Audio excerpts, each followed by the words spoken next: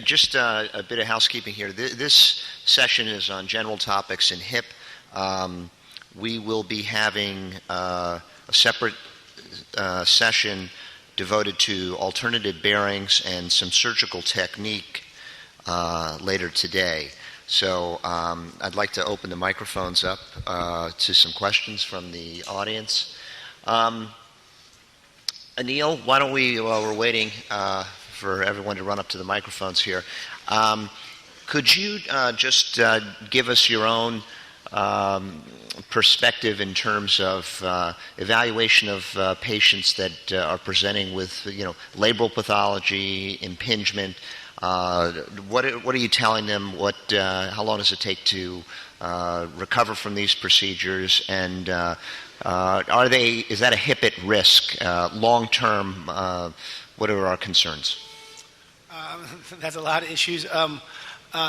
First of all, in terms of return to activity, even though it's not very physiologic to sublux or take the hip out of the socket. So if you do a large impingement surgery, I tell the patients it's 4 to 6 months. And then what really scares the patients away, I say it's easier to recover from a total hip replacement than it is from an extensive hip arthroscopy. Now, just going in there to be in the labor room, they can get back in about a month and a half. But to do the full Monty procedure, it takes upward to 4 to 6 months. So that's issue number one. It's a long recovery. I think people who are dangling that this procedure should be done so it's going to save your hip, so you don't need to get a hip replacement, that's not really fair, and it's not really supported by the literature. The reason to do these procedures are to improve function and take away pain. Do I think improving offset will help the hip long term? Yes, but is there long-term data to support that? No. Okay. Tad, do you have any comments? You treat this group of individuals as well. Yeah, the one point, just to put some numbers behind it, before we really recognized impingement as an entity going back, pre 2002, we were treating labral tears with hip arthroscopy. We were pleased that patients did reasonably well, but 8% of our patients had recurrent or persistent pain. And it's that 8% that has relevant periarticular pathology that, left uncorrected, will not lead to a good, even short-term result. Okay, great. Why don't we switch gears here for a little bit, and we're going to run this up and down the panel.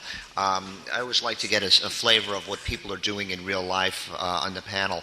So we've got a 50-year-old male who has idiopathic osteonecrosis, is otherwise healthy, has no other medical problems, and he's got, at this point, collapse of the femoral head in the supralateral quadrant. Anil, I'm going to make you a joint replacement surgeon. Would like to go down. So what are you going to do? This is, again, collapse, osteonecrosis, 50-year-old male. How are you going to manage that patient? I'd recommend a total hip replacement. You're going to put in a total hip replacement. Tad, what are we going to do? Yeah, so just let me say clearly that collapse is the watershed point for any head-preserving operation.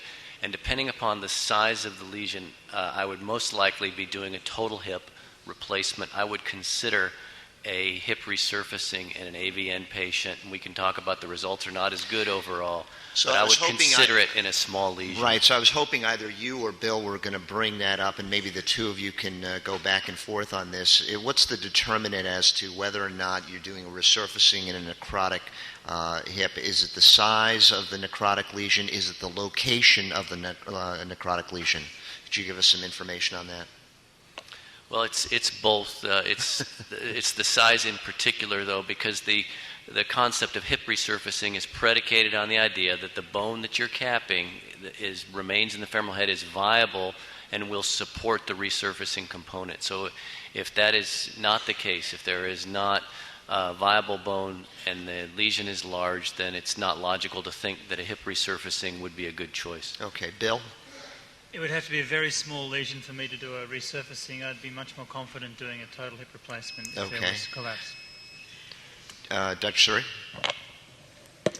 One of my colleagues in my city has a large experience with just went up for publishing. Basically, it appears like if the important is the time from the onset of the avascular necrosis to the point at which you are contemplating on the procedure. If it's a burnt out secondary arthritic change due to avascular necrosis, it is as good an indication. Then the second criterion falls on where is the location. If the necrotic segment is more in the caput area, probably the caput section itself takes away the necrotic defects. So if you have a basal support at the head neck junction, it's a great indication for a result. And that's a 7-8 year follow-up as of now we have. Okay. 300 plus cases. And Dr. Sartor, what would you do? 50-year-old collapse, AVN?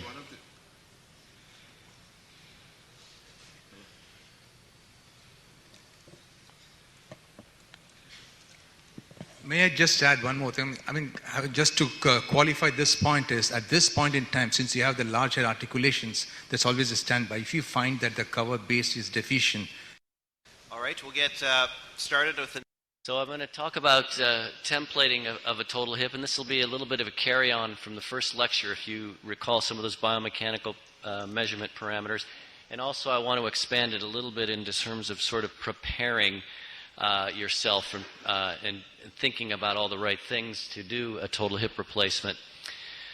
So there are certain keys in dealing with difficult primary hip or even a standard primary total hip replacement, recognizing the problem that you're dealing with, developing your plan of attack ahead, and then having the right tools in the operating room. There's no worse feeling than being in the operating room, realizing you needing something and it's not there. And the preoperative planning, similar to what we discussed about in knee replacement, has to do with taking the history, anticipating, using templating.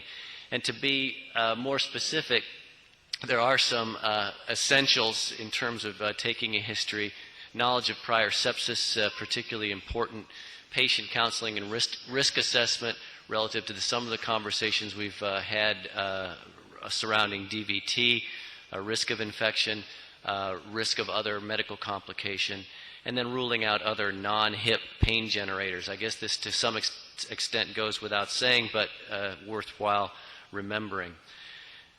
The past medical history can in fact affect your preoperative planning and the implants that you might choose.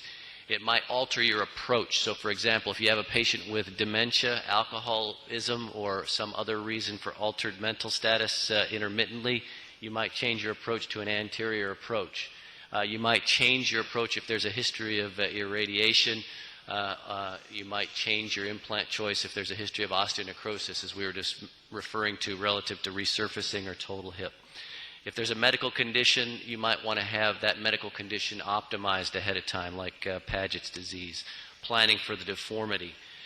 The neurologic conditions can affect your implant choice because of the risk of dislocation. So again, you may alter your approach from a standard posterior to doing something anterior or anterior lateral. You may increase your head size or choose a system that allows you the biggest head size possible to mitigate that risk of dislocation in these types of patients that you see listed here.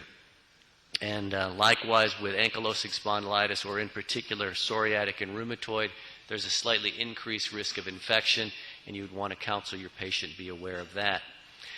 History of trauma will affect your planning and your implant choice and your templating. You've got to know how to get the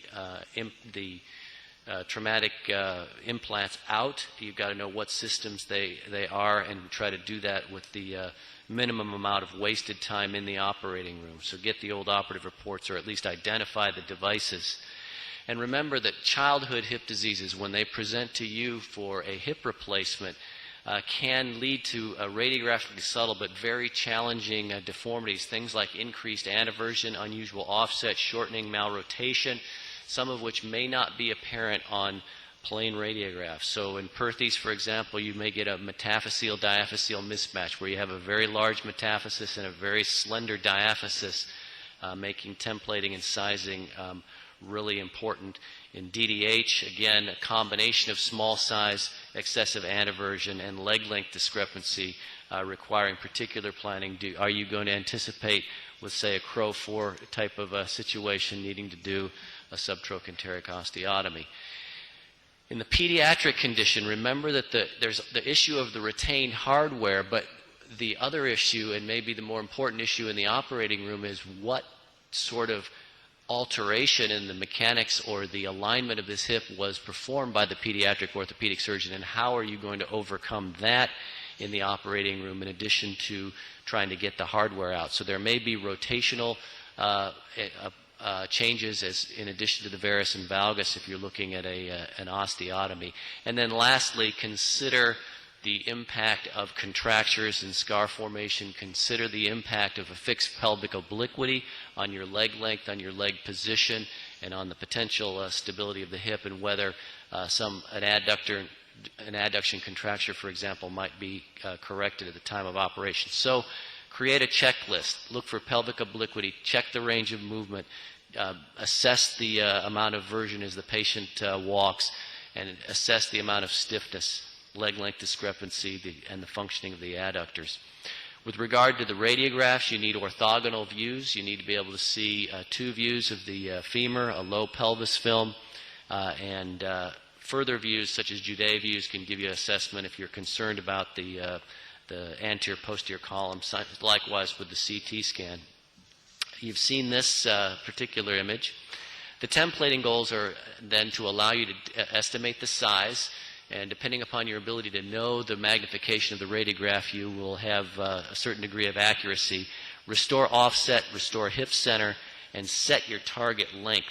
So your first goal in looking at the x-rays is to get a general idea of where you're going. So if you have a shorter limb, you know that you've got a certain amount that you can lengthen.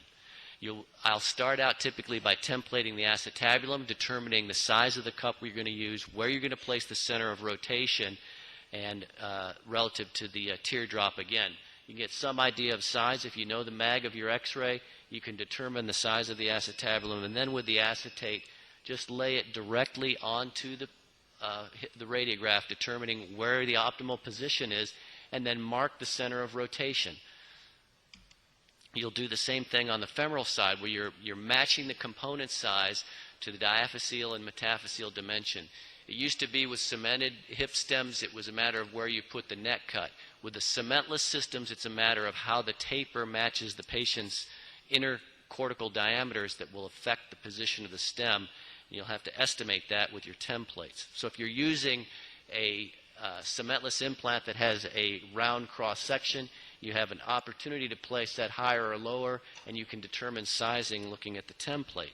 If you have a system like this that's a double taper, it's going to the distance that this sits is not related to the neck cut, it's related to the taper.